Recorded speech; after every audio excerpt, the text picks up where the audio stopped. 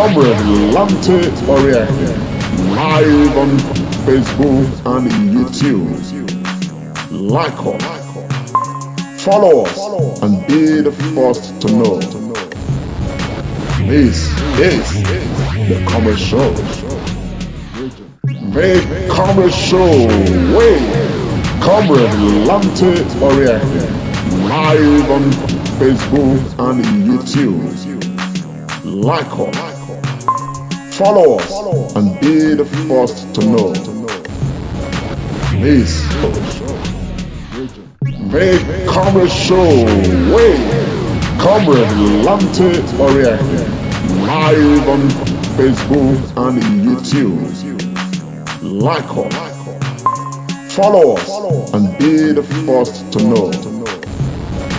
This is the Comrade Show. The Comrade Show with Comrade Lante Oriente, live on Facebook and YouTube. Like. Yes, my people, this is the Comrade Show. Thank you so much for joining. I can see you via Sekizi. Happy Sunday to you, my man. Good evening to you. Yes, Austin Iyahen, one love, my brother. Thank you so much for coming on. Let's keep sharing the broadcast. This is the Comrade and friends. We're having the friends of the Comrade Show right in the house, and we're going to be bringing them on shortly. Oscar Udogie, thank you so much. Happy Sunday to you. Innocent Evanta Ogboma, good evening, sir. Greetings to you. Akugbe Motana, Doreen Evanta, thank you so much. Otatesi, a Dorman there. You are a top fan. God bless you. Good evening to you. Yes. Thank you so much. King Paul Annabelle, good evening to you. Thank you so much. Arahuwa Igebo Mabel, all the way from Italy. I see you. Thank you so much for joining. Please, let's keep sharing, man. Let's keep sharing. Let's get some numbers together right now. Yes. I see you, Dominic Eriata Bayo Adi. Thank you so much, Adi. Maris Iyebora, a very good evening to you. Donna Fusa, Jeremiah Ovie Ebe Isaac. Thank you, Ibrahim Salman. Please, let's keep sharing. Share with your friends, share with everybody. This is the Comrade Show, and this segment is the Comrade and Friends. Brighton, I see you. Femi Obano, all the way from California. I see you, man. Thank you so much for joining. Yes, you see Bios Ogiamie Omorodion, a very good evening to you. Bright Odion, good evening. Yes, so Elon Frank Kenechi, all the way from the United Arab Emirates. You are somebody who says, well, you go from Hanover. I see you. Thank you so much, man. Let's keep sharing. Prince Onaiwu, thank you. Please just write your name and tell me where you are joining from, so we can acknowledge you, before we bring on the friends of the Comrade Show.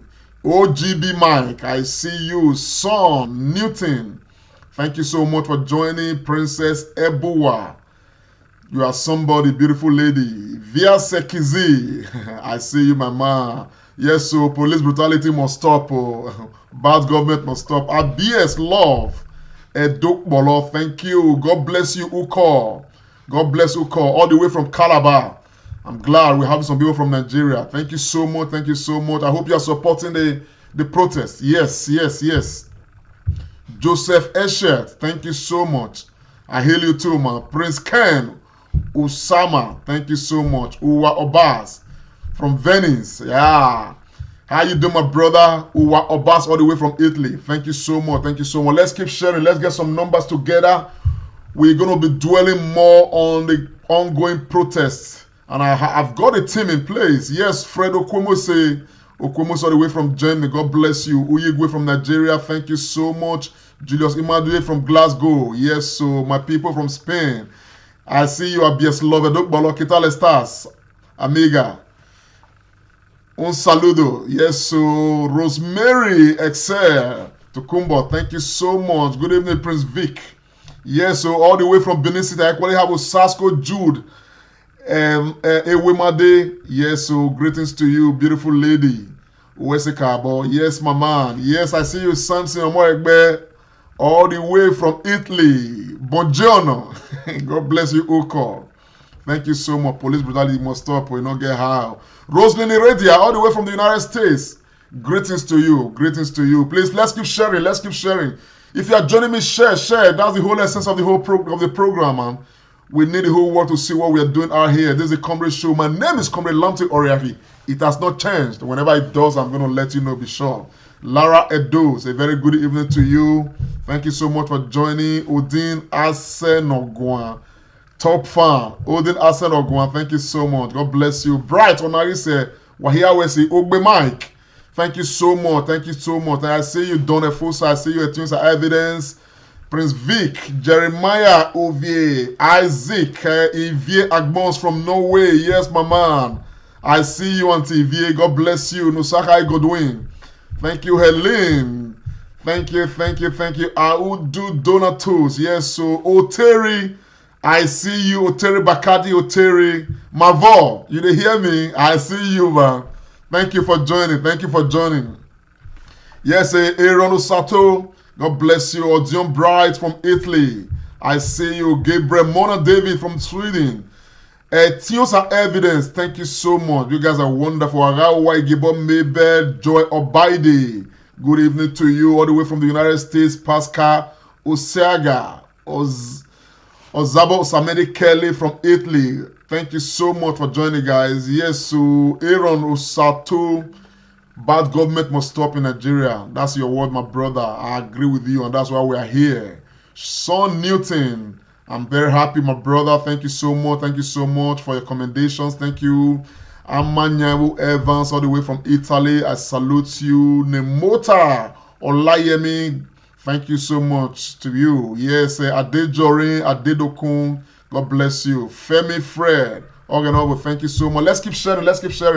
The team is coming on right now. I'm bringing them on right now. I'm not alone. This is the Comrade and Friends. The Comrade and Friends this evening.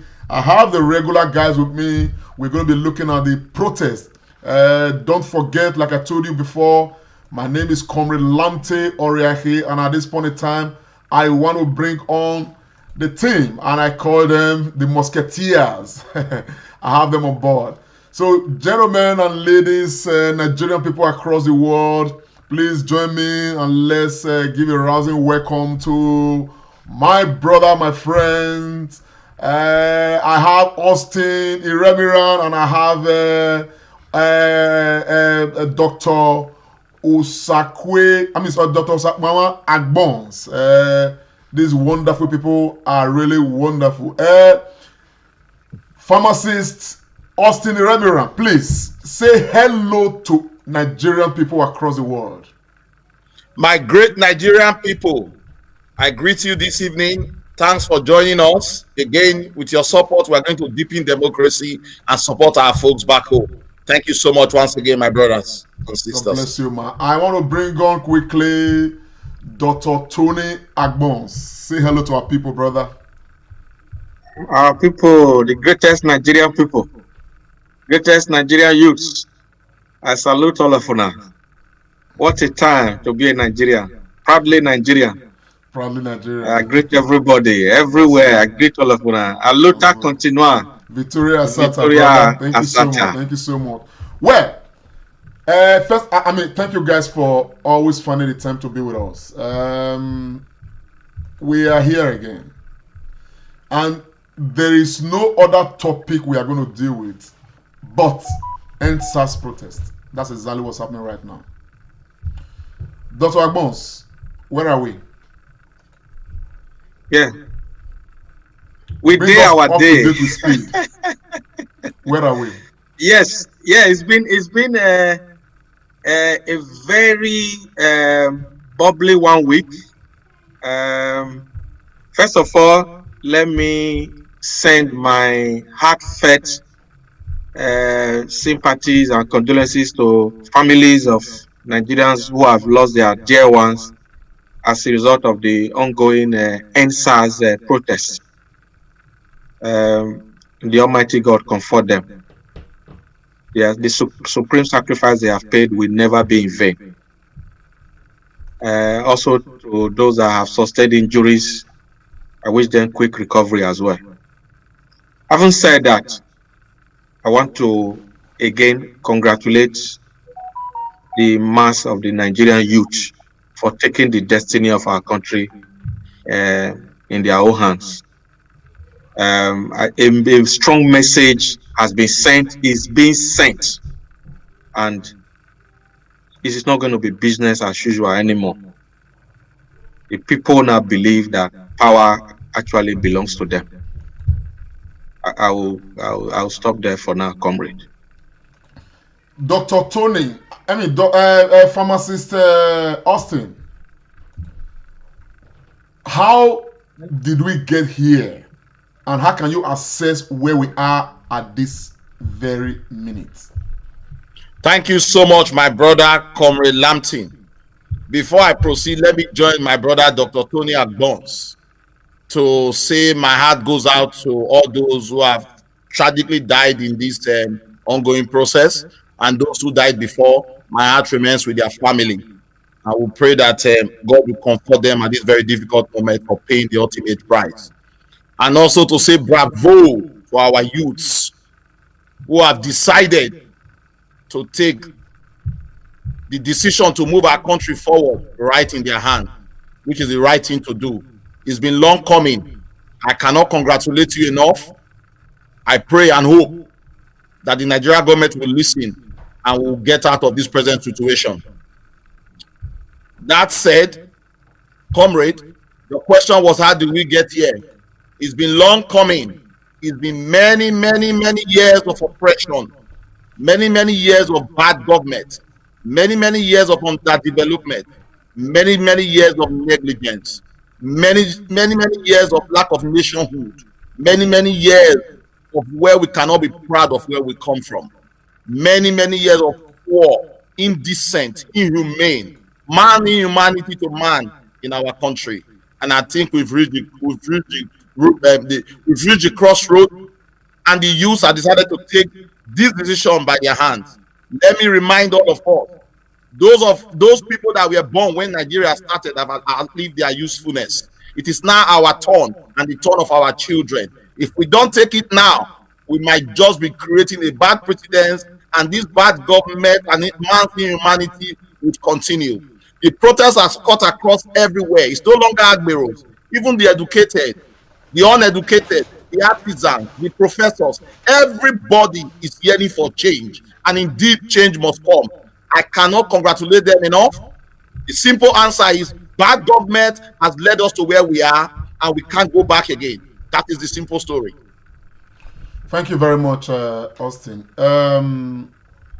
Agbons, when Austin started, he said he's praying that the Nigerian government will yield to the call of the protesters. Do you think the Nigerian government has options, considering where we are and where we tend to go? Yeah, I don't think the Nigerian government has options because the Nigerian people has been pushed to the war. So if you have followed this process of this Endsars, I don't want to repeat what Austin has said. When the protest started, the government immediately disbanded the Special Anti-Robbery Squad, the SARS.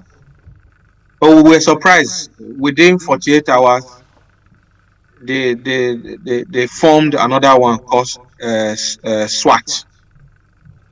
They were calling it Special Weapons and Tactical whatever. So it was a case of robbing Peter to pay Paul. And you can see that one further fueled protests further. So they have no choice than to listen. So my only concern now is this protest has started as an anti-police protest, but you can see that it has snowballed into end bad government, end corruption, and all that. So there's a whole lot of of issues now. Some people are even saying end Buhari regime. So it's gone that far. So, but I'm sure I have tried to make some phone calls to some people I know in Nigeria. I think there's palpable fear even among government now. So because they don't know what is going to happen, so they have no choice than to accede to the demands and the requests of the Nigerian youths. Thank you very much. Austin, I want to ask you this. If you look around the internet, a lot is flying around. People are, spreading a lot of information, raising lists of different kinds of demands and all of that. It speaks to the point that so far, the protest itself is nationwide, but it doesn't seem to have leadership at the moment. It's not very organized per se. How would you consider this? How will you look at it considering the point that, there are certain demands that, people want, as it were, but with a protest that appeared not to have leadership, as it were, how can the negotiation actually, happen? I agree with you, my brother. It may seem that it doesn't have leadership, but I think it has one thing which is good. It has organization. I was reading something today that shows that there is some of connection that they are doing within the internet and on WhatsApp and Twitter on how these protesters are talking to themselves. Even though at the moment we don't have any visible leader. That might have some drawback, but the good part is because this protest is generic, nobody is coercing anybody to. Everybody is coming to that realization that the world is upon us. And the only way is for us to rise. On that note, I'm not so much worried. I know that the demands are changing every day, but the demands are seemingly what me and you know, and what every Nigerian really knows. The fulcrum of all of them is bad governance, which has to change. You understand? It has gone beyond SARS now. That is already gone. That is a foregone. In economics we call it a foregone alternative. That will change. The modus and way to change is a different stuff. But we are now demanding for all that stuff because remember, make I talk about pidgin English. Small pikin one cry, you can't give and come. The country was already crying. We needed a catalyst, and SARS offered that. I am concerned that we don't have leadership, but again, given the Nigerian factor, once we have a head, there are chances that these people may be compromised. Remember, the protest dropped Sowore away from them in Abuja. When Sowore came, he was told to leave because we don't want to have any arrowhead where they will barricade. And remember, the authority as well was also smart. They used Naira Marley, but that did not work. And they then used Davido as well. But they now realize that these protests have gone past mere celebrities. Yesterday in Lagos, Pastor Itwa was also there to speak. So while I agree that we don't have visible leadership now, I think underneath there might be some form of coordination. You understand? So my worry now is how does the federal government respond to it? Because that would be the most important thing. And also, how do the protesters prevent hoodlums, thieves from hijacking the process? With what I saw in Abuja today, I was encouraged. At the Abuja protest, about 10 men were prevented from coming into the square. According to Channels reporters, some protesters formed security among the good ones and they prevented those guys. So maybe we're going to see more of that being done as a way of controlling hoodlums. But be that it is generic and is gone for 10 days, I cannot but support and encourage them. We can't retrieve now. Maybe at some point, there might be some leaders we don't know. But at the moment, it's generic, it's coming everywhere. I see it as something positive. And like Dr. Agbon said, it's already sending jittery sound to high places in Nigeria. Even today, Tinubu has come out to say that he's not supporting, he is not the one sponsoring the protesters. I wouldn't expect him to say anything otherwise anyway, because he is part of the bad government that we have. Everybody that has been involved in governance before that has not done very well is part of this. I worry, but I see a ray of hope. I am encouraged by what is going on. Mothers are coming out tomorrow to join their children. So it is just going here. The problem now will be, how will the federal government respond? And I want to warn, if Buhari sees this protest as against his administration, then it means he does not understand Nigeria. The protest is not against Buhari, it's against bad governance that existed before him and has been long going. He will put his name in history if he deals with this well. Or if he sees it as a protest against him, he may just be missing the point. So I am bothered, but I'm also happy that there's no leadership at the moment. It may just work well, given our Nigeria terrain. Thank you very much. That's quite deep. Dr. Agbos, I want to ask you, talking of demand, from what you know, I mean, Austin already established that, of course, the demands are not more than the things that we know. From what you know, what do you think these demands should actually be in a very coherent manner? Because we already can establish that this protest has actually gone beyond just, police brutality. It's gone to every other facet of the Nigerian life. But from what you know, given our own history as a people, what do you think the demands should actually be, Dr. Agbons? Yeah, I think I'll just be very straight with this. The demand now, as it stands, is it's about good governance. Because if you look at the whole issue of this police brutality, police high-handedness, it's all as a result of bad governance that we've had.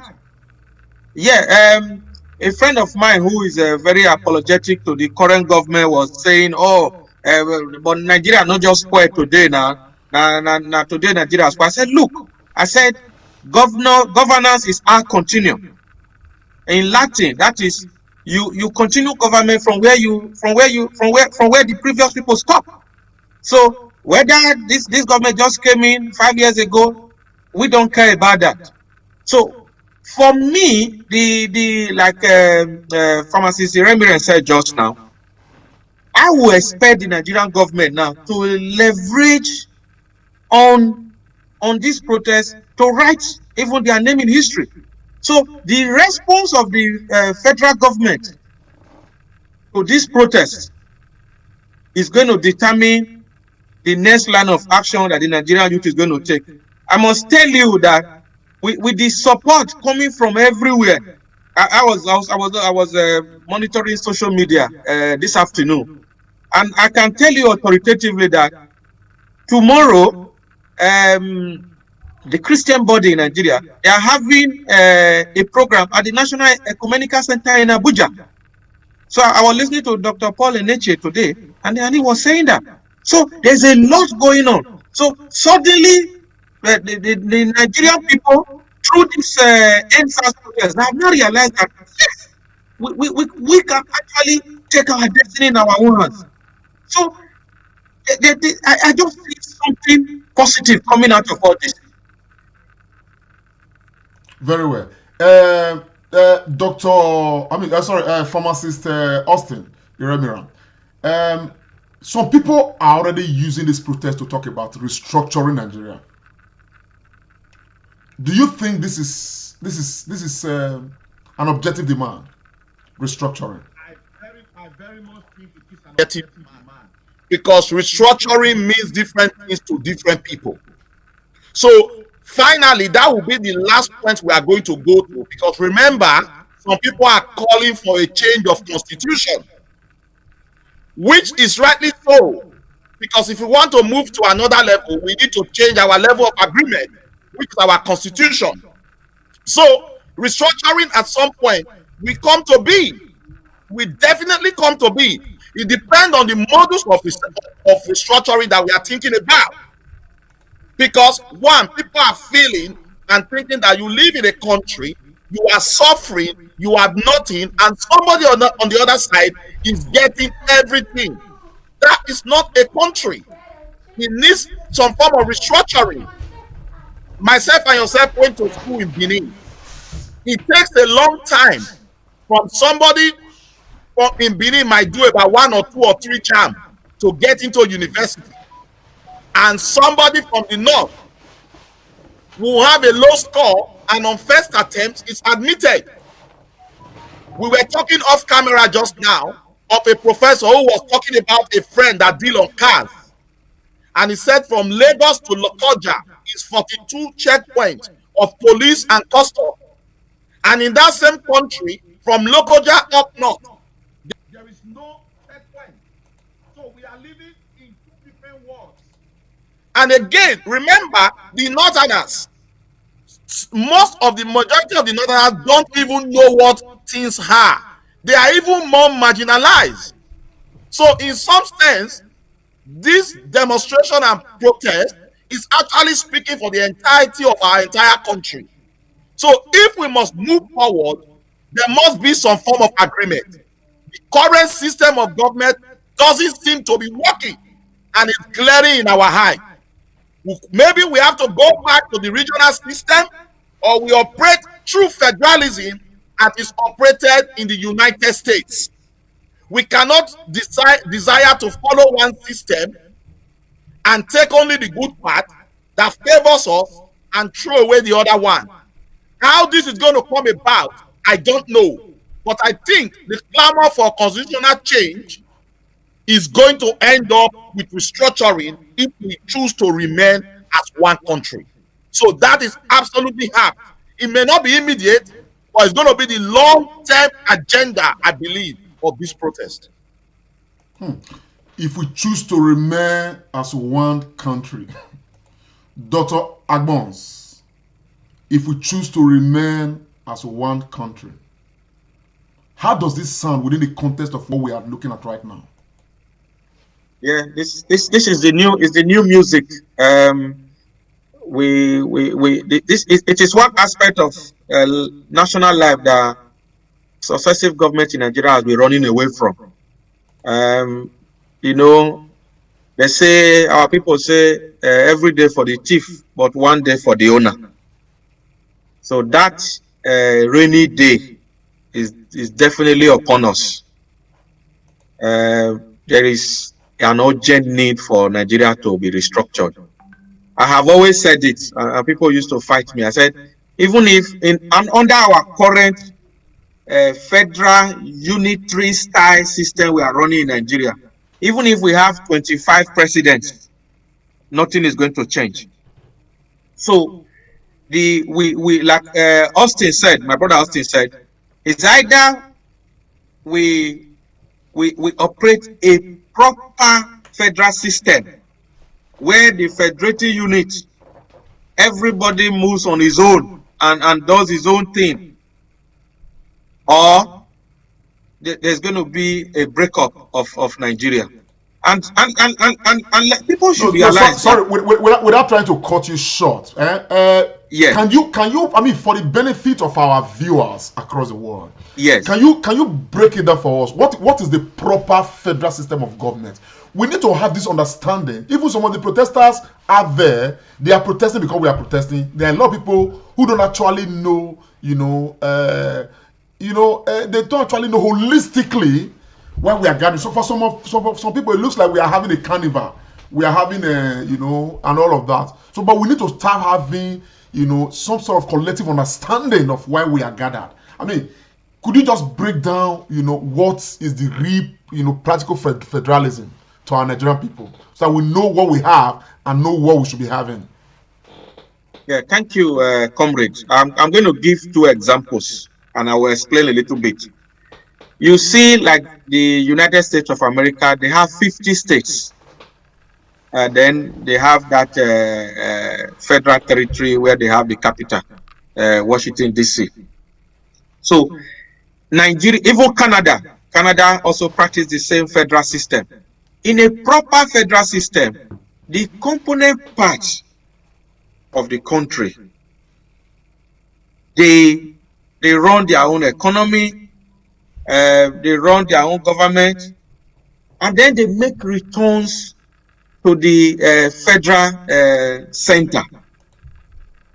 So, but Nigeria's own, we are a federal system. Nigeria runs a federal system only in name, but it is unitary. Everything in Nigeria is being run by a federal government from the center. So from the center. So you find out that there's so much power concentrated at the center.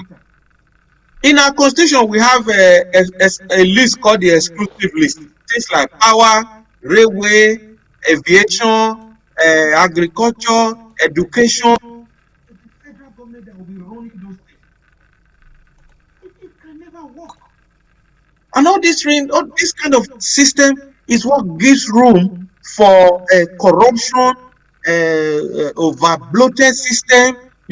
Okay, just imagine, like we're talking of the security architecture in Nigeria. You have just one Inspector General of Police who is in Abuja, and then you'll be posting commissioners to different states, and these commissioners don't even know what happens. They don't know the culture of the people, don't know the language, they don't know how those people live. So which means invariably what you're talking about is that within the structure of a proper federal system of government, the regions or the states need to have their own local police, people who know the terrain, who know the territory, who know their people. Is that what you mean? That is what I mean. That is what, like the US. The US have, I think the UK. I think it is the US. The US have about 436 police units. Nigeria, we have just one. It's not going to work. What is it? I think it's the United Kingdom. Different, like the London Metropolitan Police. In Manchester, they have Manchester Police. In Scotland, they have Scotland Police. So that is the way you run a society. Everything is broken down into a component bits. But everyone has a control center, which is just like where policies are made, and it trickles down. But in Nigeria, everything is concentrated. When it was Lagos, federal capital, everything was in Lagos. Now it's Abuja. Oh, somebody wants to do something. Oh, let me call Abuja first. Things don't work like that. That is one of the problems we have as a country. Pharmacist Austin Iremira, would you want to equally, throw a little more light on this issue of federalism? But it is important we understand the practicality of a proper federal system of government, so that we know where we are and know where we should be. Absolutely. My brother Tony has explained it. A good example is the United States, which he said. What it simply means is that for federating, it means that all of us, we are adding to the federal. So you take care of your own, I take care of my own. What then happened? Like in the UK, we will say, okay, within the 4 countries now, there are certain things that the sitting prime minister can do. So in terms of defense, he's in charge, but Scotland have their own police. In terms of economy, he's semi in charge. So those are the things you need to do if we want to federate. I'll give you an example. After the demonstration in Lagos, the governor of Lagos State, who is supposed to be a federating unit, could not do anything to the protesters. What did he do? He took their demand, traveled all the way to Abuja to present it. You see? So the governors will tell you now that their hands are tied. They can't do anything. So that is why all the protests in the state, except for very cost states like Lagos, because if Lagos is unrest, the entire country will be unrest. You hear that. For some other states, the feelers that will be coming to the federal will not be massive, because these governors will tell you they don't have any powers.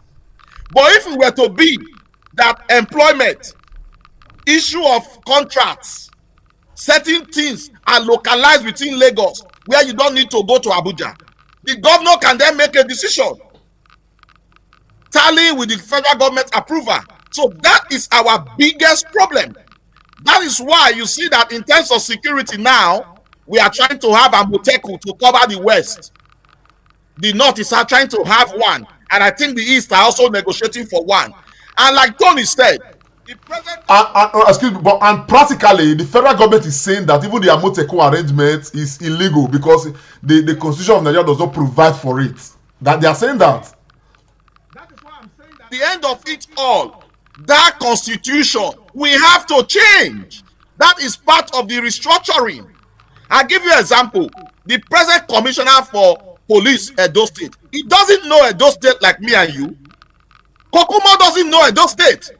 He cannot speak any language in Edo State. How can you police us?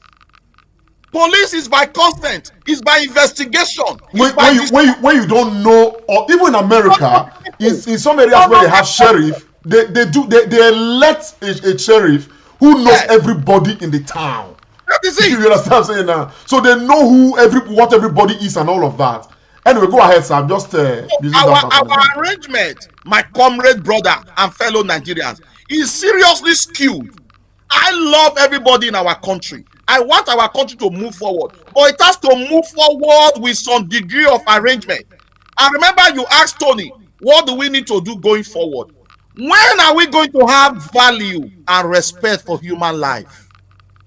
How can I just carry the gun and shoot my fellow person because I'm a policeman? That's not done anywhere.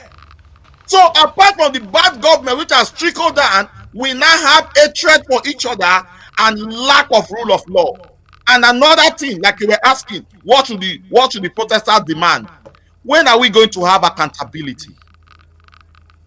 Injustice everywhere. Some people do certain things, they get away with it, whereas the others they don't get away with it. So it creates that unfairness. I was listening to a demonstration yesterday. This guy from Niger State, Muhammad, he said in Niger State, they are just completing the 4th dam, but they don't have electricity. All electricity from Niger State goes to Abuja. Is that fair? So you see, we are in really big trouble, and the government need to put their name in the sand of time by using this opportunity, like Toby said, to set our country free and make Nigeria truly great. And if we are to remain one, restructuring is inevitable, my brother comrade. Well, fellow Nigerians, I mean, all across the world, thank you guys for joining us. Please, if you are joining us, please just share the broadcast. If you are not yet following the Comrade Show, follow the Comrade Show. We have a lot of things coming up, as we get along, and so we want we want all of us to, not to miss out. As the information comes out, you get it at a go. What we are discussing is actually the Endsars matter, the spillover of the Endsars matter, and of course where we intend to be as a nation. Dr. Agbons, I am particularly in all of this, very concerned about the economic aspect of this matter, because we cannot have the Niger Delta produce crude oil. The people have lost their farmland. Their children don't go to good schools. They don't even have a good environment to live. They don't have their houses. They do no infrastructure, and yet the monies that Nigeria use to develop herself and the corruption and everything that is taking place, it comes from their soil. Now, going forward, what should be the arrangement? All of this should be part of the demand. And I think that's what Austin was talking about. Say, look, if you do granite, arrange your granite. Use your granite to settle your area. Make the person when you get fuel, use the fuel to settle your area. Make the person when you get kerosene, use kerosene to settle your area. Now, I equally hear that in Zamfara, the mine gold is Zamfara. It's not a national matter. They're not sharing with anybody. So, all of this kind of manafiki and ojoro going inside of this system. I mean, what is your take, my brother? Go ahead, bro. Yeah, thank you, Comrade Lamptey. That is very painful. When I read the Zamfara gold mining, I was like, really? Can that be true? So I had to find out more, and I found out that it was actually happening. So it is part of the injustice, some of the injustice in our current failed federal system that we're having in Nigeria. So, because injustice, I always tell people, I said, and it's a quotation, it's not my word anyway. Look, peace is not the absence of war. You see, what we have had in Nigeria is a bubble, and that bubble is what has burst now because of this NSAS. So, if we do proper federalism, true federalism, as it is said, every federative, like you mentioned, if it's granite you have in your area, you use it. Let me be very honest with you.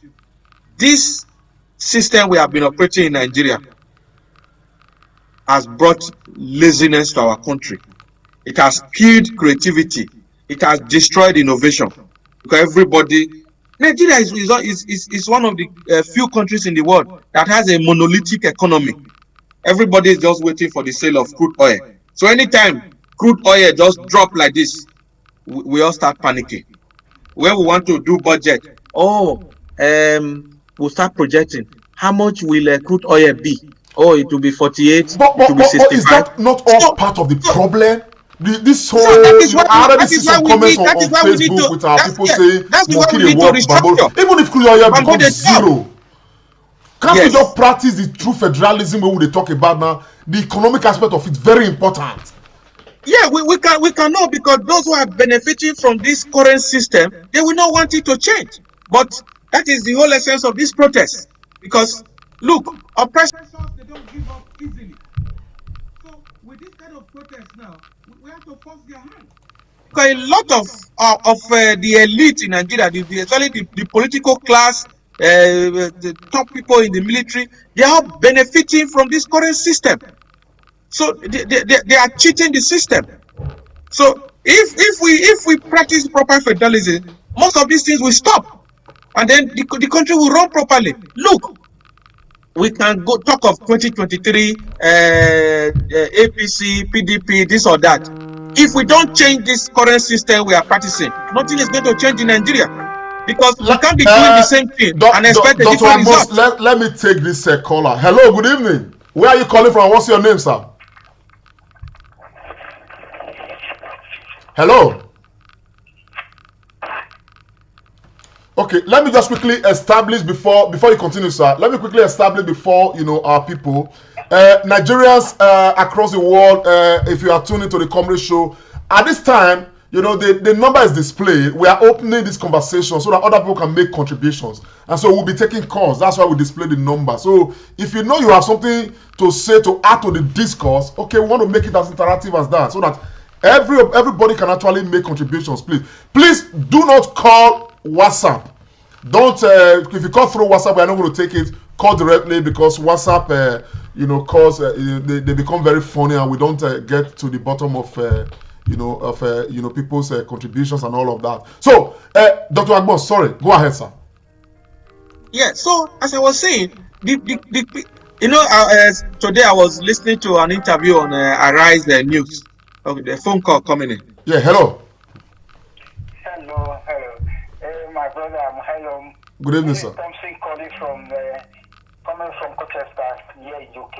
Okay, sir, go ahead, sir. Yeah. I heard everything you guys are saying. My first question to you guys: is there any way these people can always listen to what you guys are saying, and any channel we can be able to sit these guys down and listen to us? That is my first question. Then let me share one thing with you guys again. You see, a country where a senator is receiving 20-something million in a month, and the police is receiving less than 40,000 in a month. My brother, there is no way problem will not be there. If they don't restructure that country the way you guys are saying 100% correct, if they don't restructure that country, we must remain like this. Unless Buhari understand what this country is facing. If he understand at this earlier time, Nigeria will be fine. But if they refuse to understand at this present time, I think we are just in the edge. We are the edge. We are very close to a revolution that will destroy the nation. And my point is that our problem in that country are the lawmakers one. The lawmakers are making things more difficult. They are making a Nigerian to be poor. They bring those police that are receiving 40,000 to guide them when they are receiving 20-something million every month. My brother, the journey is so very far. It's all right, sir. The journey is so very far unless we continue like this. Thank you very much, sir. Until they understand. Thank you very much. That is my view, my brother. Thank you so much. The view noted. Let's quickly take another call, please. Always make sure you confine your call to within just a minute and a half, 90 seconds, so that we can go on with the program. First, let me quickly answer the first call. It was asking if there are ways that the authorities listen to us. I want to say yes, because we're in the public domain. That is why we keep saying, we stress them, share, just keep sharing. They hear. Somebody must hear. You understand what I'm saying now? But the only thing is that do they act? That becomes a question. Because I remember I came out here the other day. I talked about a petition we received from Spain. About the Nigerian embassy in Spain and all of that. And we said we're going to investigate that matter. But by the next day, the Nigerian embassy in Spain called me. And I spoke with the immigration officer. The head of the immigration in the Spanish embassy, and he gave a picture of what the whole thing is like. And we're able to come out here and, of course, clear that matter, which means that what we say here goes very far. You understand? We do broadcast that people up to 100,000 see, sometimes 20,000, 50,000, 30,000, depending on how it is shared and how people, so they see. You understand what I'm saying? And sometimes, if you want to reach out to some of these people directly, we have our ways of getting their telephone numbers and reaching out to them, calling them and all of that, depending on the authorities. But this particular one, we are glad that at least the protesters listen to us, they hear us, we are able to communicate with them. Yes, hello. Hello, where are you calling from? What's your name? Hello. Yes. Hello. We can hear you. Can you tune down your device and just tell us what you have for us, sir? And where are you calling from? Okay, this man is not ready. Please, if you are making a call, you have to reduce your device, what your Facebook device or whatever, or your YouTube device. And please remember, we are equally on YouTube. You can join us on YouTube as well, and subscribe to our YouTube channel if Facebook is not convenient for you and all of that. We are there now, and we hope to expand beyond that. Yes, Dr. Agmos, you were still on your feet. The man has heard. I was actually coming to this second aspect where he talked about the take-home pay of our National Assembly members, and I was actually going to come to that point. In this present budget, I can confirm that over 125 billion, is appropriated for the National Assembly, made up of less than 500 members, while the Ministry of Health, the Ministry of Agriculture, Education, all of that, none of them is even getting that much. And this is what is going to save the interest of over 190 million people. So can we afford to continue to have, like the man said, the previous caller said, can we continue to have a state where National Assembly members are getting 40, 50 million naira on a monthly basis, and the policeman is struggling to even get 40,000? Can we sustain that kind of arrangement within this present context? Dr. Agbons. Look, I'm a data person. That is what I eat, and is what I used to make a living. Help us make sense of one of the greatest problem we have in Nigeria is the National Assembly. These are people that's supposed to represent the people, but they are representing themselves. So if we don't tackle the National Assembly, we will not get a better country. Let me show you something. I have some figures here. National Assembly in the US, they have Congress and representatives. Minimum wage there is $1,500 a month. Minimum wage. But the salary of a senator in Nigeria is $72,000 a month. So let me just bring this home. If you calculate all the earnings of one senator in Nigeria, in a month, it is 29,479,749 naira in 1 month. So if you multiply that one by 12, you can imagine just what one senator is taking home. So this is just too bogus. This is killing the country. So one of the other things, though we talk about this, one of the other things we are also facing as a nation is that this current federal system we are practicing at state and federal level is a waste of our resources. What does Nigeria need a bicameral legislature for?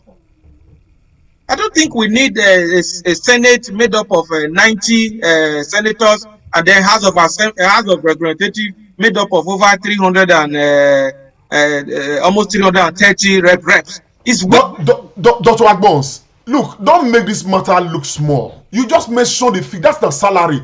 These guys, some of them have staff that get not less than $1 million on a monthly basis. They have drivers. They have this. They have that. They have. If they travel out of Nigeria, they are paid in hard currency. Sometimes not less than £10,000 for just one travel a day. Sometimes not less than $5,000. This is the whole matter. Nigeria is living for them. That is why they read a budget. You have a budget of a nation, and what you have in that budget, recurrent expenditure will just be more than 70%.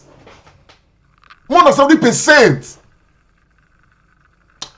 But continue, my brother. I just invest. Let me say, I just drop that one inside. Yeah. So it's very painful. So when you look at this, they collect money for constituency allowance and all that. So it's wasteful. So so nothing is happening. And for people like that now, you're telling them, okay, let us restructure. They will never see reason to restructure. You see, what I have found in Nigeria is that it's a land where we just waste our resources. Let us take this caller, then I'll come to Austin quickly. Hello, sir. Where are you calling from? What's your name? My name is Kenneth Edusoma. Hello, Lucha. Yes, we can hear you, sir. Where are you calling from? I'm calling from UK, Birmingham. Just go ahead, sir. The world is listening to you, sir. Yeah, I don't have to say, let me keep it within my time. As the world started in Edo State, where we started from, and now we are getting to where we are today. The problem which you, Luther and others, Comrade, we all are aware of. The problem of Nigeria, we have to hit the nail by the head. The senators are the biggest problem we have in Nigeria. They are not serving any purpose anymore. The senators, they are not serving any purpose anymore in that country. They have nothing doing. Most people don't know they are senator, and they don't even have anything like a surgery to meet up with the people once they are voted in. Or they are just going there. The money the National Assembly is costing Nigeria is the biggest problem. Because of that, whatever the executive is doing, can you imagine the senator will be padding up budget? What's the duty of the senators? What are they doing for their constituency? You don't see them anywhere on the ground. Just to go there to share money. The National Assembly is the biggest problem we have in Nigeria. If we want to tackle the truth, let's say the truth. How can a policeman earning 18,000 be guiding you, only billions of dollars in your hand? Then the police now channel their anger to innocent citizens. So the problem we have to hit the nail on the head now. The National Assembly, the State Assembly, whatsoever assembly, they are no more useful for more than 20 years. Since the beginnings of this democracy in 1999, we don't see council presidents anymore. We don't see anything they are doing for the Nigerians. That is my opinion. I don't want to go above my Thank you very much, sir. Thank you very much. You have kept within the framework. Thank you so much. Well, the last caller has said the National Assembly is a major problem in Nigeria. Pharmacist Austin. Thank you, Lamte. We were going to come to that. I told you that the hallmark of this will be constitutional reforms. And there is no way that constitution will change without it affecting them. It's not even the president that's our problem. It is the National Assembly, and you've heard it. Let me just support my brother Tony with some data. The Prime Minister of the United Kingdom earns £150,402. Just 1 second, sir. Before you continue, let's take this caller. Yes, hello, sir. Where are you calling from? What's your name? Yes. Hello. Yes, I can hear you, sir. Go ahead. Yes. I'm calling from the United States. Go ahead, sir. We can hear you. Yeah. I just want to contribute to what you guys are discussing. I'd like to say one thing right here. The Southwest, South, Southeast. We have a different mindset with the Northerners. Now, if you check that, if you go to the history of the Northerners, I can tell you, you'll be shocked to find out that the Northerners are very lazy people. I'm trying to let you know why they never going to restructure that constitution. You'll find out what I finished talking. They will never accept it. The Northerners will never agree to restructure the constitution. I'm just telling you the truth. We have a different mindset. The Southerners, we have a progressive mindset. Why the Northerners, they are okay with whatever they're doing. Look at what's going on with the Boko Haram issue. Look at what's going on with the terrorist issue in the northern after of Nigeria. Now, in the South, first and foremost, if you want to make a country work, the Nigerian system does not have what's called a database. Yes. The Southerners are agreed to have what's called a database. There is no system in the world, there is no developed country in the world that succeeds without a database. Without database, forget it.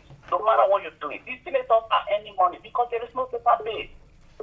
They are earning all of those big bogus money because there is no database, no structure. The country itself does not have a structure. And the Northerners are never going to allow that to happen. Okay, sir. The time is up now. I think the point is already made. Thank you so much. I can tell you.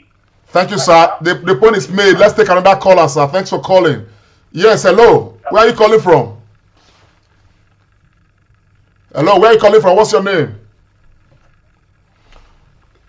Pharmacist Austin.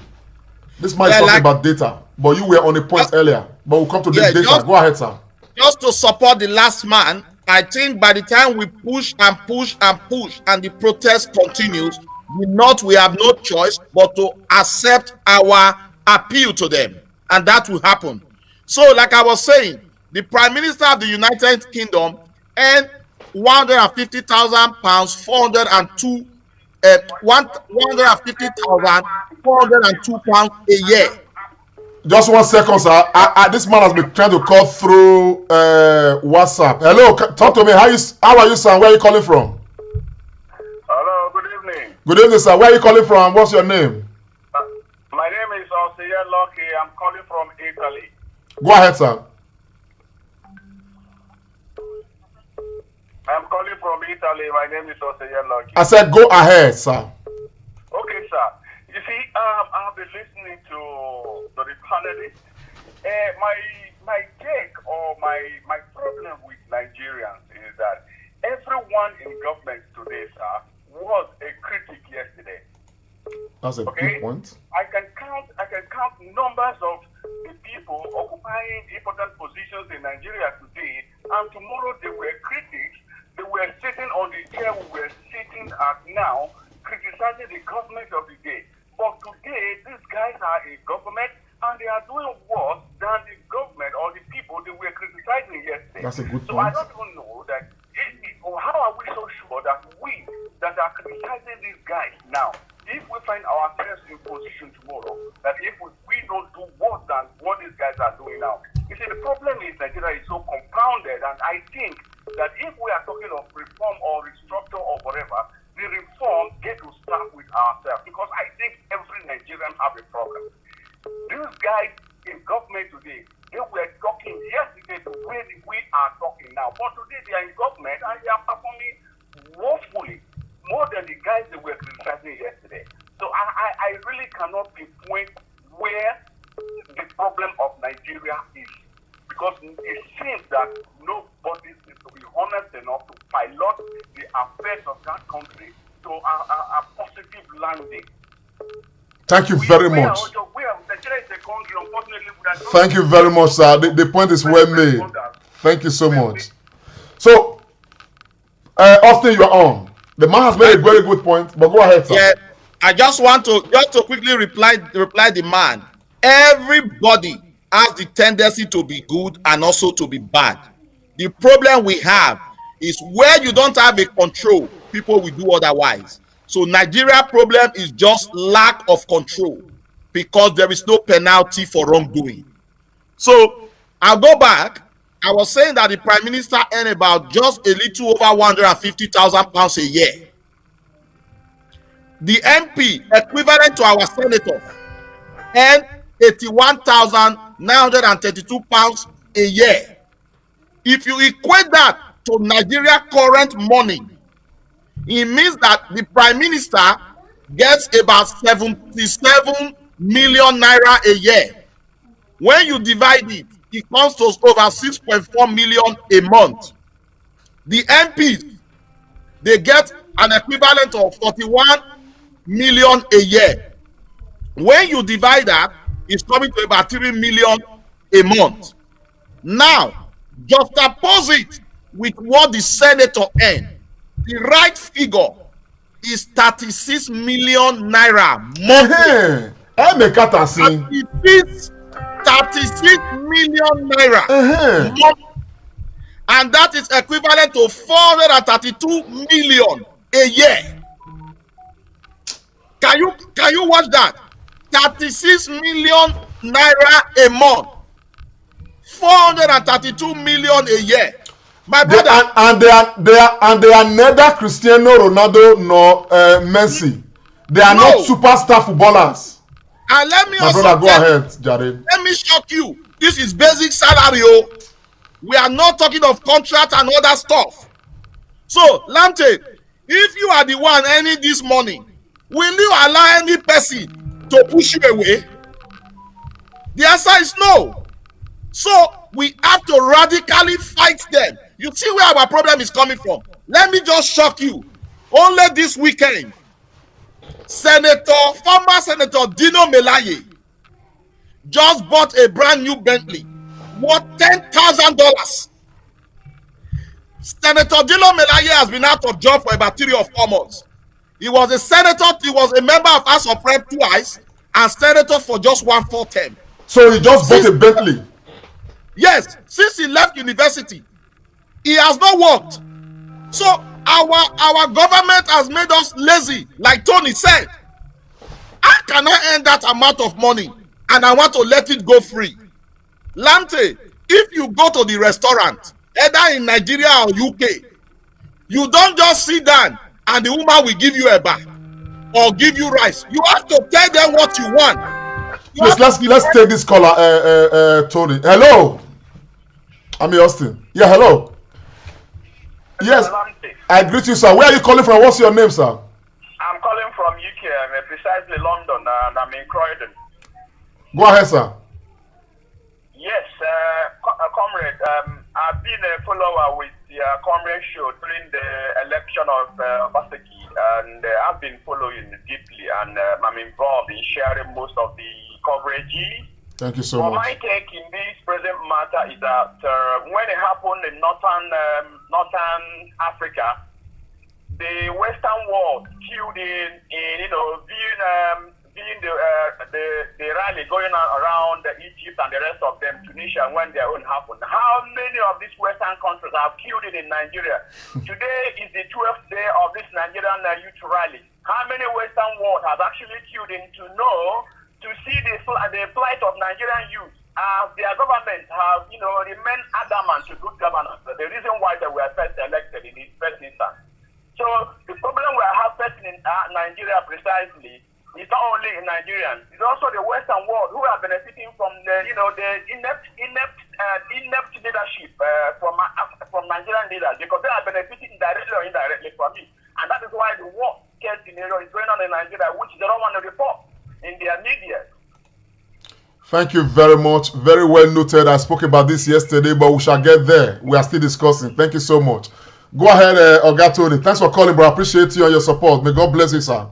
My brother from Croydon could not have been more succinct. God bless you. That is true. We're going to talk about it. So, like I was saying, Lamte, it was this former CBN governor that became Lamido Sanusi Yes.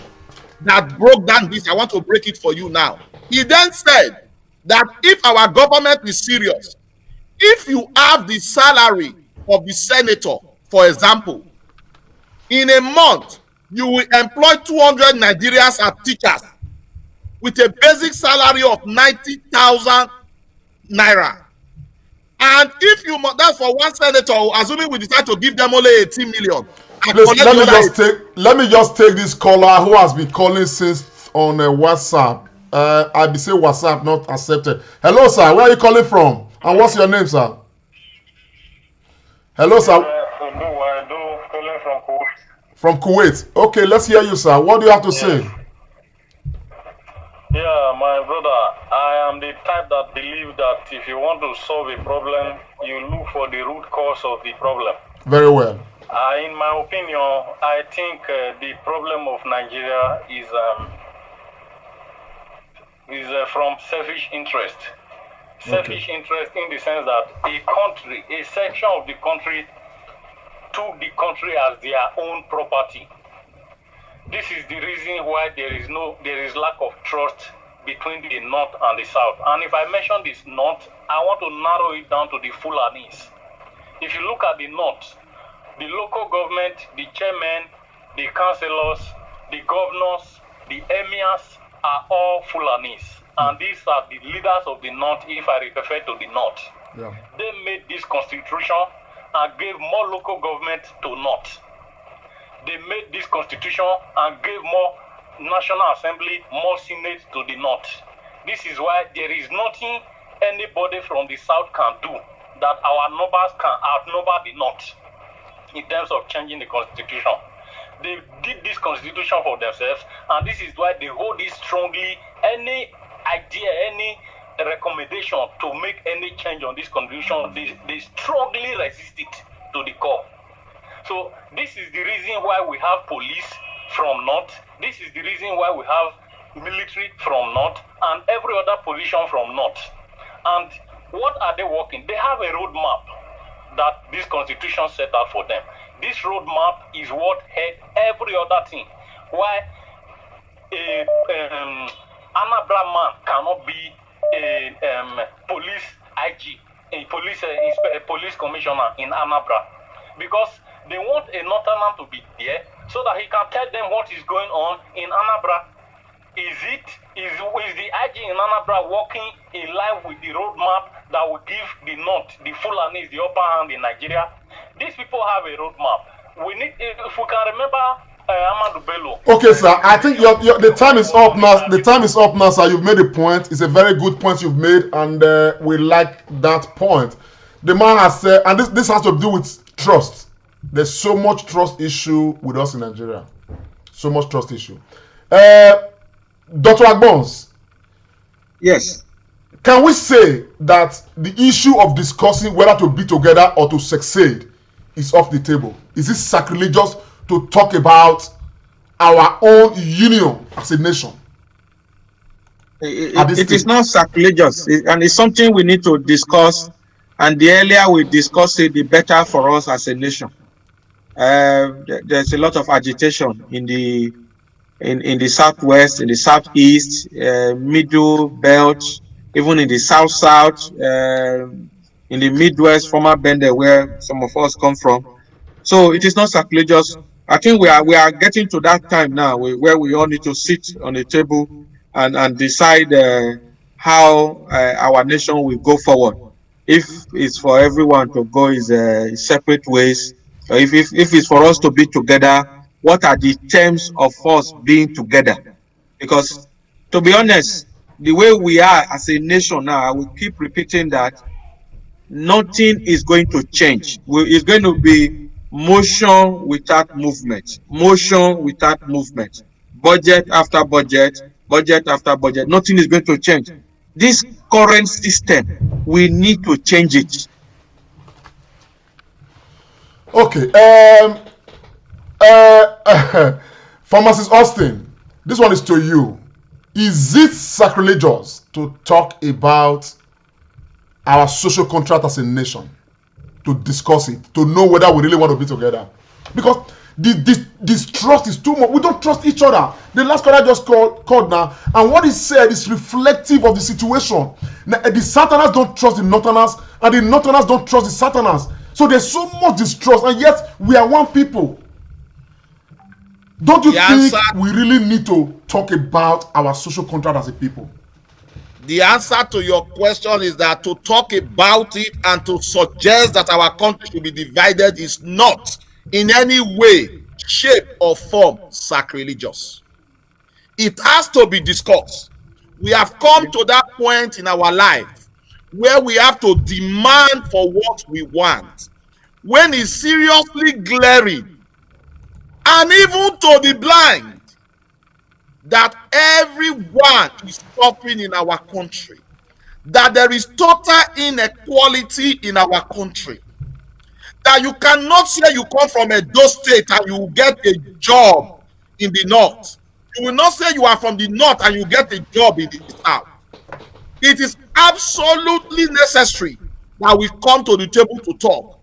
It's unfortunate that we have to go back again to the House of Assembly as well, because that's supposed to be our meeting point. Can all the Southern senators and the Western senators and the South not all come together to speak with one voice?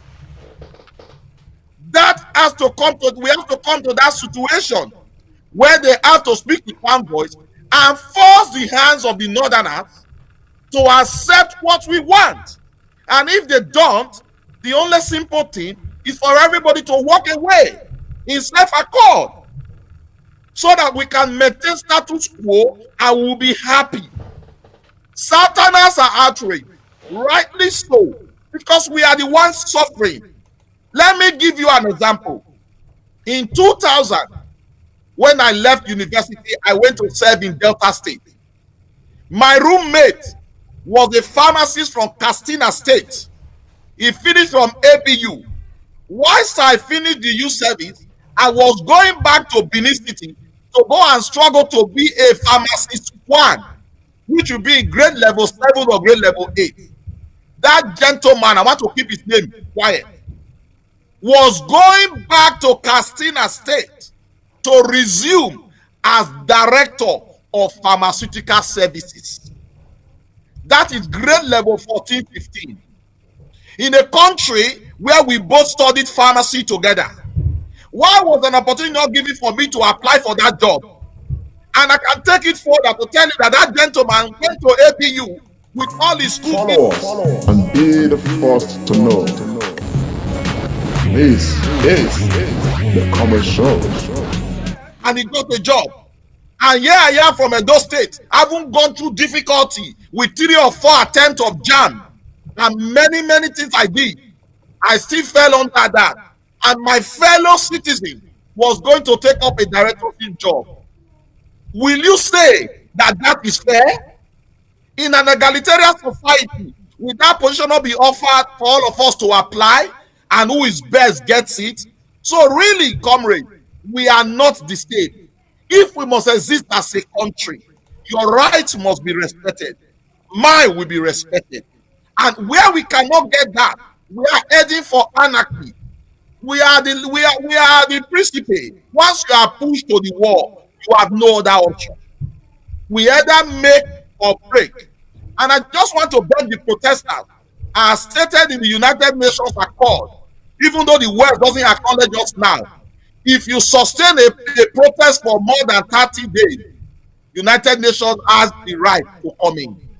I pray and I hope and I beg that our protesters remain where they are and continue the protest for another 18 days. Then we can have more power to protest. Thank you very much for that information, Pharmacist Austin Eremira. I want to quickly make this really known, because a lot of us may not know this. Now, we want results from this protest. And that is why we are doing everything to energize and galvanize the process. Now, what Austin has said is that if we as Nigerians are able to sustain this protest for 30 days, it therefore means that the UN will have no option than to come into Nigeria and, of course, ensure that the demands of the protest, they are listened to, and, of course, begin to assist Nigeria to get, result. From that note, I want to ask Dr. Agbons, are we likely to face Nigerzit as we have Brexit? This is not funny, my brother. Because what we are saying is this tilting towards Nigerzit? Or what do you think? We may likely have Nigerzit. Yeah, I see that. Like I've said, Comrade, all throughout today's show, our current system has failed. Nothing, and listen to all the callers who have called in from different parts of the world, even from Nigeria. The system is not working, so we need a change. And I want to read this quote from a former United States president. Said these words in 1962. That was the late President J.F. Kennedy. And this is just a warning to those in government in Nigeria. John F. Kennedy said, "Those who make peaceful revolution impossible make violent revolution inevitable. Those who make peaceful revolution impossible make violent revolution inevitable." You see, comrades, when you mentioned the word revolution, so Sowore was dealt with very, very well because he wrote Ash Revolution now on social media. But the truth of the matter is that the word revolution actually means a sudden, radical, or complete change. It doesn't have to be violent. So if you look at this protest going on in Nigeria now, it doesn't have to be violent for it to get results. And I don't think it will even be violent. So we have reached that point where, like I don't know how you coined that word. We are going to have that Nigerzit. We have reached the point because nothing is working. People like one caller said, most of the people in this current government, they were the ones criticizing other government, and now they got in, they're even worse. So where are we going? So you may even imagine that some who are even criticizing now, if they get in, they will even do worse again. And the reason why all this is happening is that the system we are operating, every developed society moves well with a system. When a system is in place, people have no choice than to flow along. Former Sister Austin, just a similar question. Are we seeing a situation where Nigerzit becomes inevitable? My brother, Tony has cleared the air. It depends on us and how the government treat the current situation. If you ask me, I will say yes, it is possible. Only time will tell. Very well. Because everybody has been pushed to the wall. Very well. Very well. Now, let me quickly move on to another area. Though, we've toyed around it with some callers calling in. I actually have it noted down. I remember some years ago, I made a broadcast concerning this yesterday. I was really, really pissed. When I look at the environment, I saw some news on BBC, flashes of news on CNN and all that, talking about the protests in Nigeria and all of that, and no real commitment. Yesterday, Nigerians in Canada, God bless them, did a very large protest and all of that, talking about this issue of Endsars and all of that. Of course, we've had the same thing in London. We've had it, across some other parts of Europe, around the world. But it's been basically the Nigerian communities in these places. Now, I remember some years ago, it was this Charlie Hebdo, this newspaper in France, that an act of terrorism, took place in that area, and in in their company or whatever, and some persons died, I think, and all of that. And there was a huge outcry. The world stood still for them in solidarity, condemning terrorism and all of that. You know, if at some point, I had friends, you know, on Facebook that were actually, you know, changing their profile picture on Facebook to say, "I stand with France." Facebook even, you know, gave that platform. I stand with France. I stand with this. I stand with Charlie Hebdo or whatever. Recently, okay, a black man died in America, killed by police brutality and all of that. The whole world stood still. Nigerians protested, standing in solidarity with America, with the American people. The same way we always do. The same way everybody around the world, you know, does. You understand what I'm saying? In solidarity. The Nigerian protest, the Endsars, is taking lives of Nigerians. Many people are getting injured. People are on rampage. Nigeria is becoming ungovernable. What you can see is just some flashes of news from CNN, from BBC, and some of these international news media. And when you look at the viewership, a little over 100,000 in some of them, and all of that, we have not been able to see British people stand up and say they stand in solidarity with Nigeria. The people protesting like we did, we've always done for them. We have not seen them in America. We have not seen them in France. We have not seen them in Germany. We have not seen them in this. Are we living in the same world? I want to ask Austin, do we live in the same world? Or is it that this is a deliberate attempt to let us know that there are some people who are global #1 citizens while the rest of us are non-entities? You have put it so well. I will start by saying that if you have a cloth, it is the value that you add to that cloth that make it beautiful and presentable to the entire people. Our country has not covered itself in glory. All we are interested in is self. So whatever happens to our country has no international flavor or international appreciation or appearance. That is one. Secondly, Nigeria continues to remain in a difficult situation, benefits certain classes and countries of the world. That is why we have to take this by our hands. Nobody will help us if we don't give ourselves that name and put our mark in the sand of time. I can tell you, if a Nigerian has killed somebody in the UK, it will gain more popularity than people dying at the moment. We have not heard any word from the UK Prime Minister. We have not heard any from the United States President. Probably maybe he's engulfed and embattled in president election. Only 2 people from the United Kingdom have only come out to say something. The former Prime Minister Tony Blair, and it was just all he was saying that our country will be a great country. Let's do the right thing.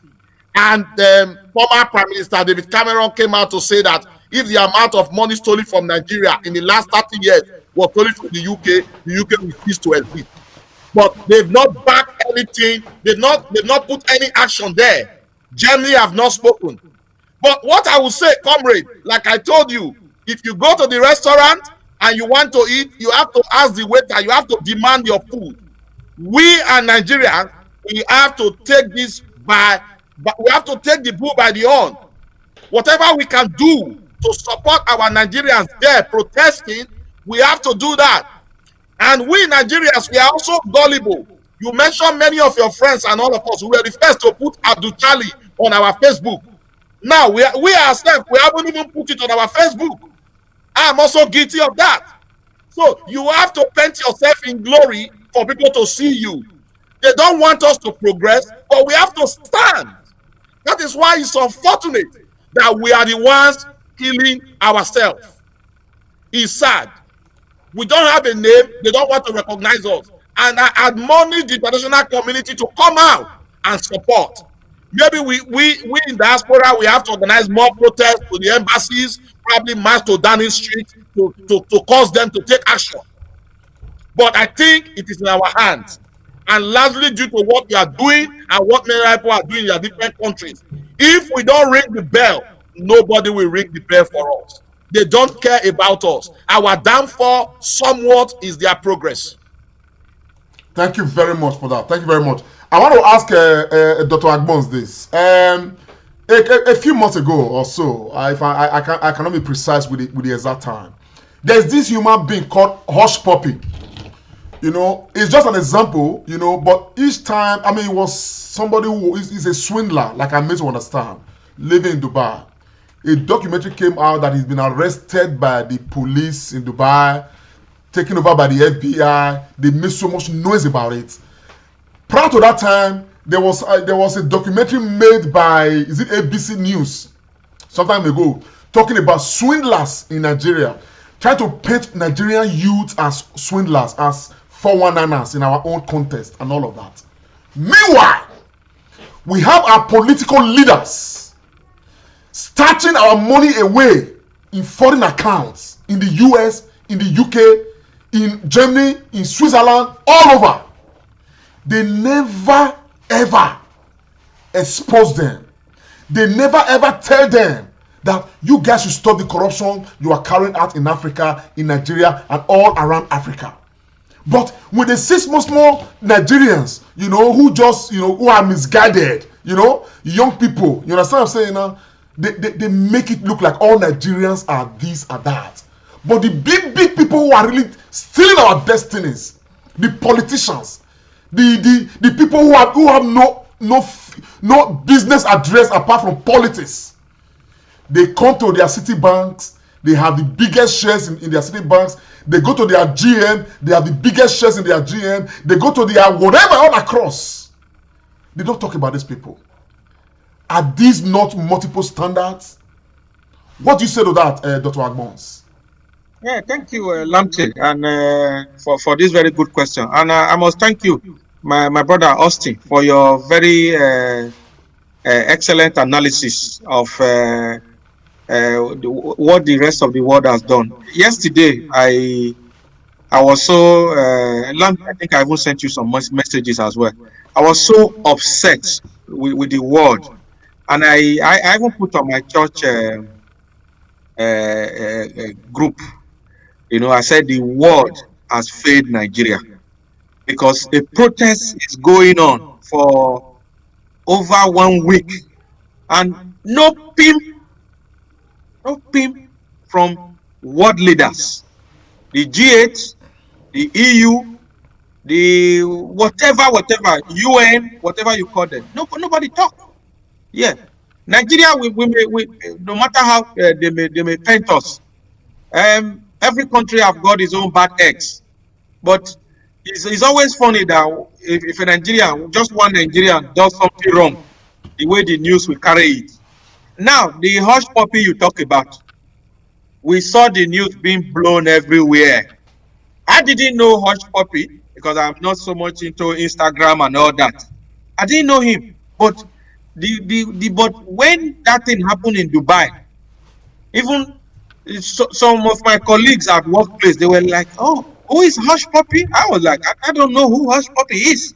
So they were even the one telling me. I was like, so that goes to show, like Austin have said, that this fight, we have to do it our own way, because I don't see help really coming from outside. That being said, let me also say that the we as Nigerians, we have to, you know, I was telling somebody was like saying yesterday that you don't fight this on social media. I said, look, social media has come to stay. If you look at this protest that is going on, Comrade, we cannot underplay what social media has done. We cannot at all. So the youth are galvanizing and they are working all through it. So to be honest, the rest of the world, they have failed Nigeria. Even the United States of America, they are our biggest trading partner. So if Nigeria goes in flames, they are going to feel some impact. So yes, they are in election mood, but one would have expected that there should have been a presidential statement from them. But be that as it may, thank God Nigerians have taken the bull by the horn, and we are doing things on our own way. And just to wrap up my talk, I was seeing a cartoon recently, and I laughed when I read it, but it had so much meaning. A student was asking, he said, "What is the capital of Nigeria?" A teacher was asking the student, and the student said, "Swiss Bank." You can imagine that. So you and I, if let me do some transfer in my bank account now in the UK here, you will see bank compliance, they will be calling me. I had a terrible experience not too long ago at Barclays Bank in here in the UK. I wanted to take out £500. I needed to give to somebody. So I knew that if before I get to my own local branch, I will be late. The bank would have closed, and I already promised this person that I will give him that money. You know. So I filled in a teller. I gave to the young man at the counter at the Barclays Bank here in the UK, and he told me he was coming. And do you know what? He went inside, and before you know it, I got a call that manager wanted to see me for some compliance issues. You needed to see me venting and ranting inside that banking hall. I was like, "Excuse me? Is it because I want to take out £500 from my account, and you are embarrassing me?" I was shouting at the top of my voice. Even some workers in the bank, they were some other customers were like, "Oh, talk to them, sir. Give it to them, sir." I was saying, "I'm having none of this." I said, "Just because I want to take out," then I just pulled out my complimentary card and I gave it to the lady. I said, "This is my complimentary card. This is where I work. What is £500? You know?" So this is just me, an ordinary citizen. And now you see our politicians, they will be moving money through offshore accounts, and they bring it to banks here, and nothing is done. So if you look at it, the international community has also failed Nigeria in this regard of managing our finances. Yeah, people can say, were they forced, were the Nigerian politicians forced to bring the money here? Yeah, they were not forced to bring it. But if they want to help us as citizens of this developing countries, they should stop them stacking their money in these foreign accounts. Thank you very much. That's a very incisive one. Austin, Austin, we are still on the matter. I hope so you never tire. No. So, somebody talked about data earlier, but I'm not going to dwell on that data matter. Now we have a protest that is alive, that is ongoing. At what point are we going to consider ourselves already seeing results from this protest? From the day the protest started, we already started seeing results. Good. Because we need to encourage the protesters. Whether we like it or not, comrade, result is already coming. It may not be what we want in full, but result is coming. And we just need to sustain it. Although the IG foolishly cancelled SARS and changed it to SWAT, that in some sense is a result. Even though the SWAT itself, we also need to be cancelled as well. That everybody, even the market woman, that artisans, tailors, barbers are now standing in the Ikoyi bridge, barbing hair and sewing clothes for people, and they are providing food. That is already good result, my brother. That we are waking up that awareness, that people are coming to know that this is happening. That's an awareness. That's the result. I saw one woman today saying that tomorrow is going to join his children, and it's encouraging other women to come and join their children. That is already result. We are not there yet, but we will get there. We can only encourage these protesters with what we are seeing. With me and you discussing it now, this is the result. With our callers making contribution, this is a result. With people demonstrating in Germany, UK, US, it's a result. We are not there yet, but we will get there. We can only encourage them. My only fear is the sustenance. And that is why I'm appealing to our people. If there's anything you can do If you are in diaspora, if there's anything you can do to sustain this, please do. If you are in Nigeria, you want to join the protest, please do. My only appeal is do it peacefully. I think we are already making progress. Thank you very much, Austin. Thank you so much. Yes, thank you very much. Look, just to first, I want to personally, express my gratitude to Austin, talking about sustaining the protest. The Comrade show, by the grace of God, tomorrow there's going to be a big protest in Benin. The Comrade show is already making huge arrangements to provide snacks, okay, for at least 1,000 persons on ground. And we have raised a team of volunteers who are going to help to distribute these snacks to people, across the states. On that note, I actually want to thank Austin, who has supported the process, this agenda massively.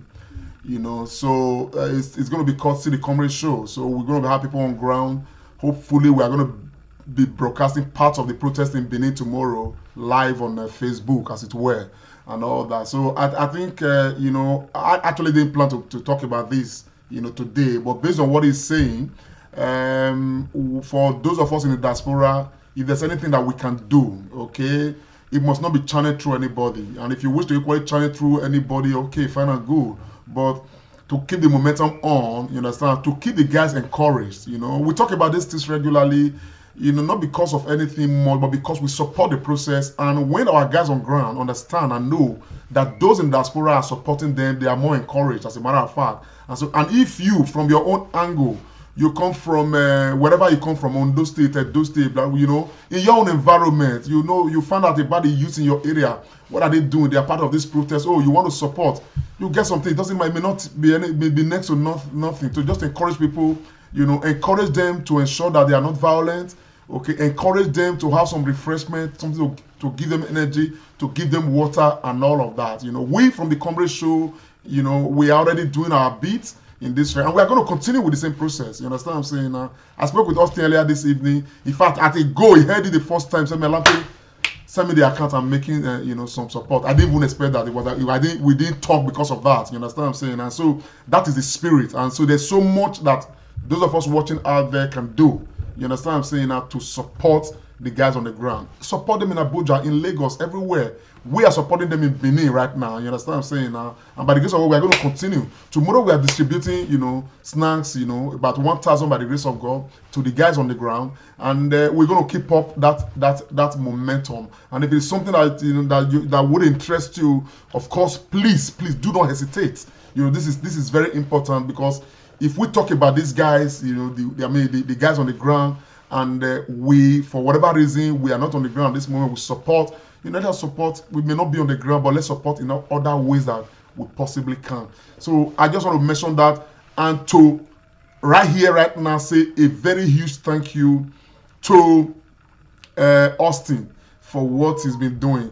As a matter of fact, I'm humbled when he did what he did. I don't want to mention the figure. I'm really, really humbled. And I will equally thank my brother. I know he has not heard. He probably would have equally done. As a matter of fact, because Austin did something, I didn't want to talk to Mr. Agbons, because I know big enough like say now we're just talking. Also, was I not hear from you? I tell us, I've been running around to try to make all these arrangements and all of that. I'm still on that matter. Some calls they come from Benin and all of that, trying to, and Austin here and say, now for what? Come on, send me the account.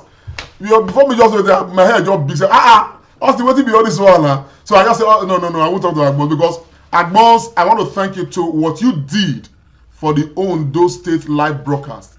Bro, I cannot thank you enough for what you did to support, the guys we had on the ground, the agents was massive. I thank you so much, my brothers.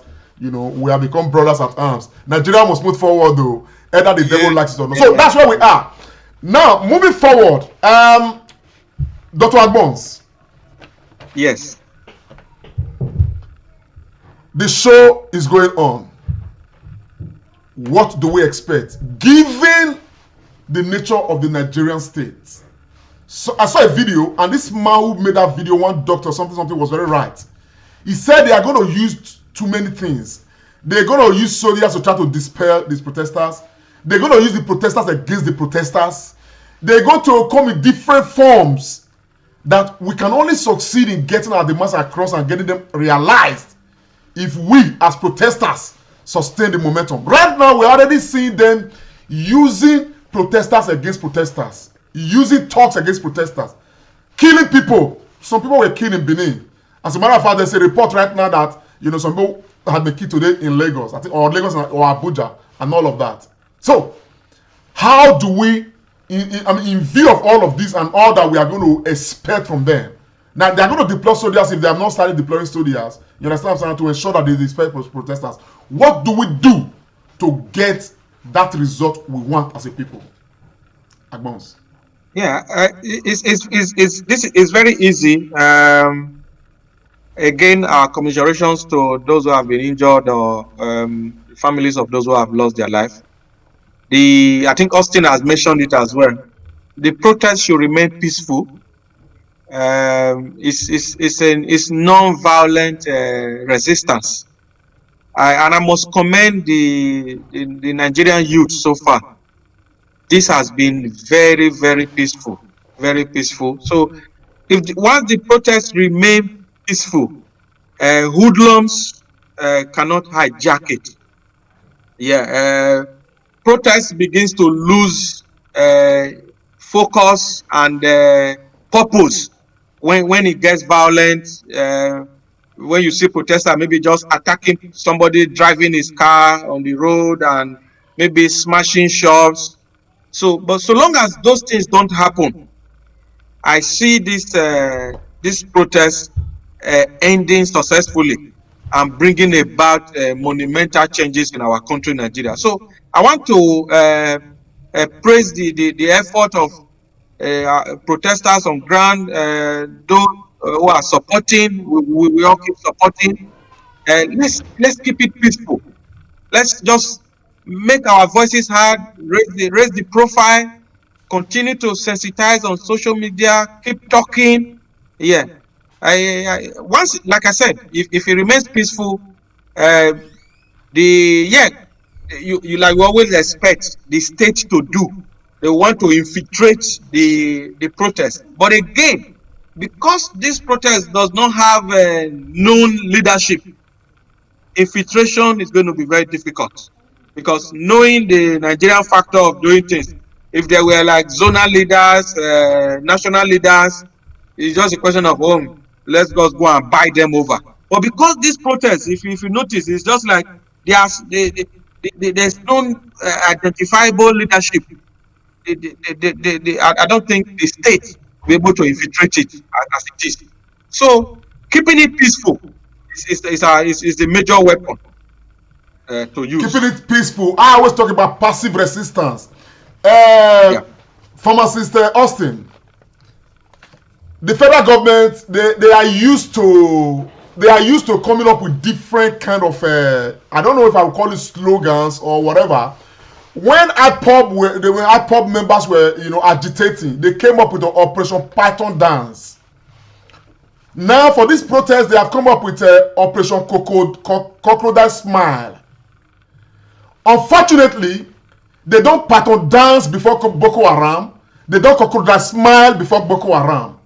You understand what I'm saying now? When the election is coming, you hear them deploy 30,000 policemen, 33,000 in Ondo, 30,000 in Edo State, and all of that. We don't hear such pronouncements, to confront Boko Haram in Sambisa Forest. But now they have announced that they are coming up with a Operation Crocodile Smile against protesters. What do you expect? It is rather unfortunate, my brother Lamte. The crocodile dance and everything is a regular operation of the Nigerian army. They are within their power to do it. But you would have expected that given what is happening in the country now, it is not the right time to do that. That's why we talk about being sensitivity to the things happening around you. You don't do things when we have abnormality. You expect them to have that thought. I can also tell you in good authority that the army authority actually wanted to infiltrate the protesters, but the presidency cautioned them because there are some powers in high places who have also spoken to presidency on the danger of doing this. We don't need the military to fight protesters. We have the police to do their job.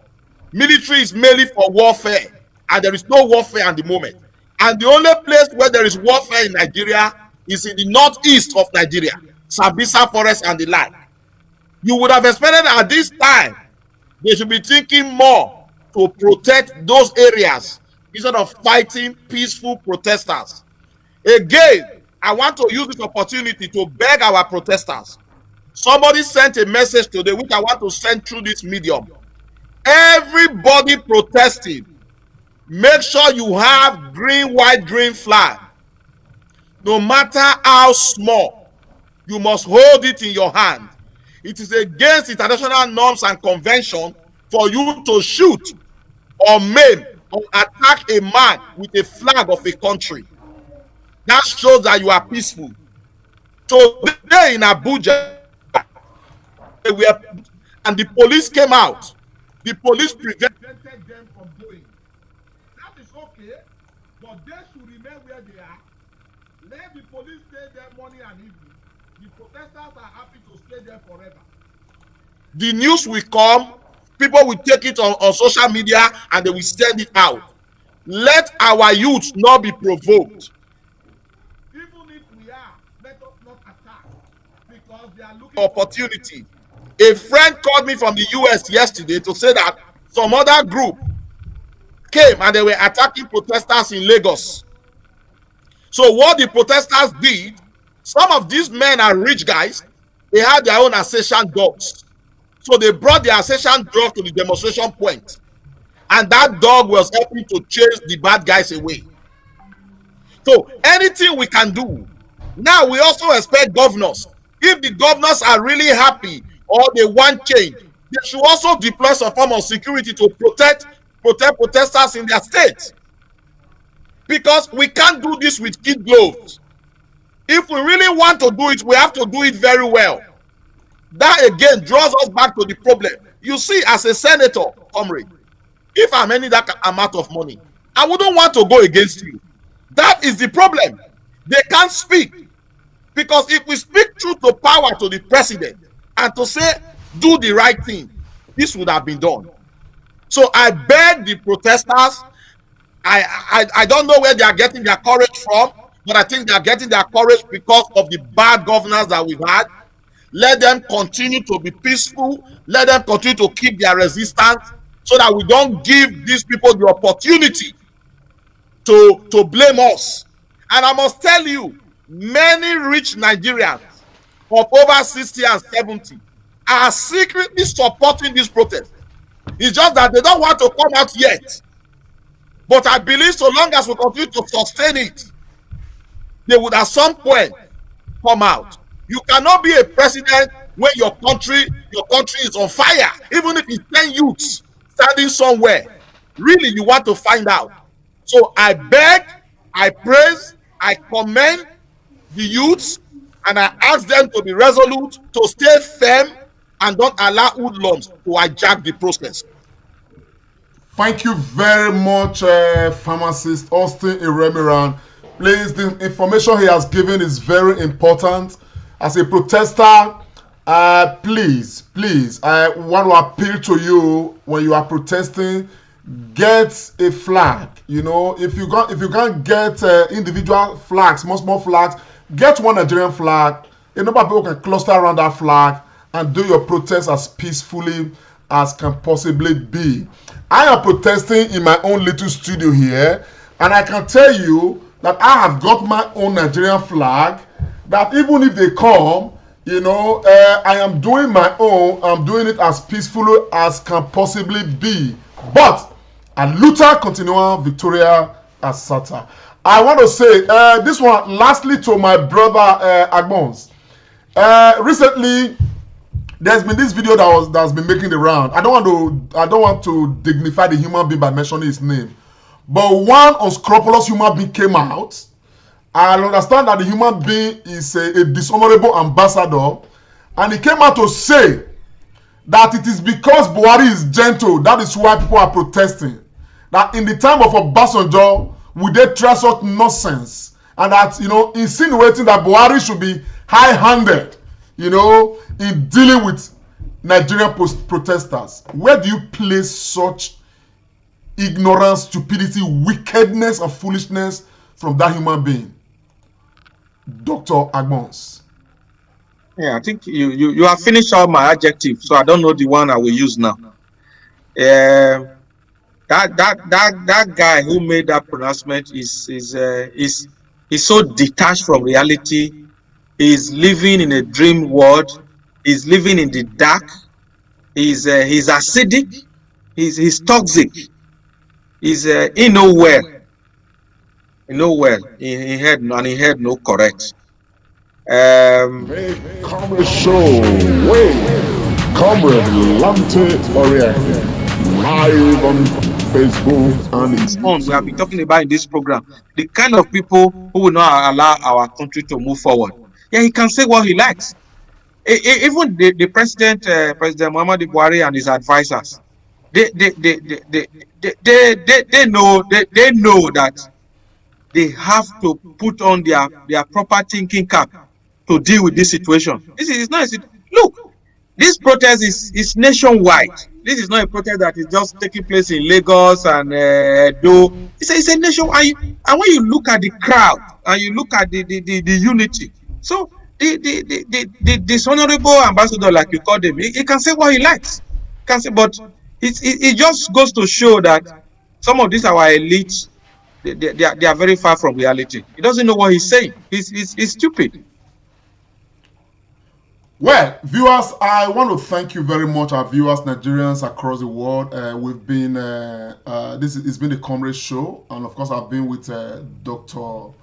Tony Usakmama Agbons, and of course, pharmacist Austin Iremera. We've been looking at the Endsars protest going on in Nigeria, all across Nigeria, and of course, we've tried to, extrude the protests, look at all the parameters around it as much as we possibly could. And of course, we've tried to look at, the spillovers and, looked at the dynamics, of the Nigerian state that has necessitated this, protest. We've probably taken a look at the, international scene, looking at, how we are not getting the desired support and solidarity from the international community. Of course, we're actually using this medium to ask that the world should stand by Nigeria at this time, because this time is a trying time for Nigeria. We hope to get it right, and we know that right now Nigeria is standing on the keg of a gunpowder. It's like a pyramid standing on its head. If we're managed, then we can land softly. But if not, there's the possibility of tilting in a very dangerous direction. Of course, we hope that Nigeria becomes, remain, an indivisible, a geographic, entity, a geopolitical entity, as it were. However, we equally know that if, the things are so fragile, and we are scared that we do this process, eventually, does not lead to a Nigezit, as we have coined it out from this studio, based on the level of distrust we have. And of course, the recommendation we have made is that there's the need for Nigerians to sit down, talking of all interests in Nigeria, to sit down and put our marriage as a nation in perspective, and of course begin to look at the things we need to do differently to ensure that, of course, we have a more equitable state, because he who must come to equity must come with clean hands, as they say. But right now, we can tell that Nigeria has not been treating Nigerians with clean hands. Some people have been shortchanging others, and this is all this process is about. It's not really about just police brutality alone. Police brutality transcends just brutality, into so many other things. Of course, we identify that it is inhuman, it's unfair, it's against all ethics of balance that certain human beings will be earning as much as 40 million naira on a monthly basis, while some others, having the same head, as these less than 500 members, are living in penury. And we see a nation that is potentially the richest country in the world, being addressed today as the poverty capital of the world. That emblem is so difficult for us to wear. And so this is why, some of the reasons why Nigerian people, Nigerian youths have come together and say, no, enough is enough. We are rejecting this. In Nigeria today, lives don't matter. It's always business as usual. And Nigerians are saying, no, we want this to change. If any Nigerian dies, it's important that the death of that Nigerian, things are put in place to ensure it doesn't happen to another Nigerian. But today, what we have as a status quo is that you hear that Boko Haram has entered the village and killed everybody in the village, and business goes on as usual. The president will even go and attend a party the next day and all of that. It is a country where in a church, a building collapsed in the church and so many people died, and the next day the president of Nigeria paid a courtesy visit on the leadership of that church, without setting up any inquiry, without holding the church leadership to ransom, and of course, demanding to know what exactly has happened so that it doesn't happen again. But he paid a courtesy visit and all of that. Some of these things are issues that are on the top burner in the minds of the people. Now, we have a protest going on, and of course, we are hoping and believing that this protest will get, organized in a way that the demands are channeled.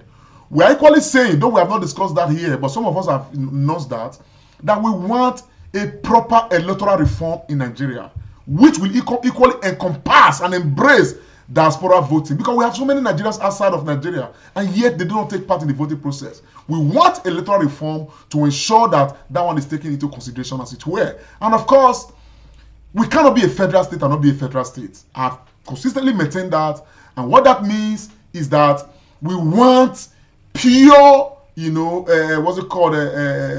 discourse, economically and otherwise, because we cannot be producing, crude oil in the south, in the Niger Delta, and the crude oil is being spent in the north. Meanwhile, the gold being produced by Zamfara in the north, we don't even, it's in secret. We don't even get wind of it across the state. So there's so much distrust. You understand what I'm saying now? Some people perpetually benefit, from others without giving back. And of course, we talked about the international community. We don't like the idea that petty thieves, petty misguided Nigerians who go about, doing some things that are misguided. We don't support it. Some of them, they swindle people and all of that. You take them to FBI. You make it blown wide open. You talk about it. And meanwhile, we have politicians who steal billions made for roads, made for hospitals, made for agriculture, made for infrastructure. They take them to your countries and invest in your big companies. The next day, you send special envoy to them. It's like the big countries around the world. You are encouraging corruption to be persistent in Africa, to be persistent in Nigeria. And we are saying, no, we don't want that. All of these multiple standards, we reject them. And this is the reason why today it's not surprising that in all around America, in Europe, everywhere, all around, nobody, apart from few statements made by some political leaders and some ex-leaders, we have not seen your people come out to say, man, we are standing to say police brutality in Nigeria is wrong. We want to see that demonstration take place in France in solidarity with Nigerian people. We want to see it in London. We want to see it in New York. We want to see it in Australia. We demand it because we have ended, because we have given same to you people all across the world. But for Nigerians, even though we don't get it from them, we want to encourage our Nigerian people on ground. You are not alone. You are not walking this walk alone. You are like Liverpool. You will never walk alone. To all the protesters, you are the true heroes.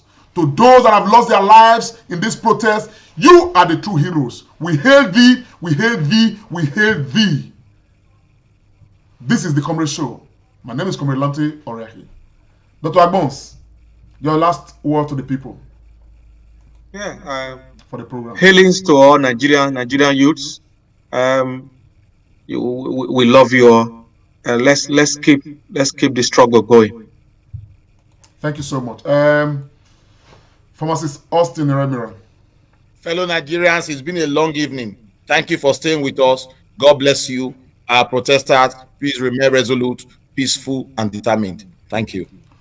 Thank you very much, Nigerians. On that point, we come to the end of this program, and we pray, and may God bless Nigerian people. May God bless our protesters. May God bless all those who are supporting them from across the world. May God bless you all.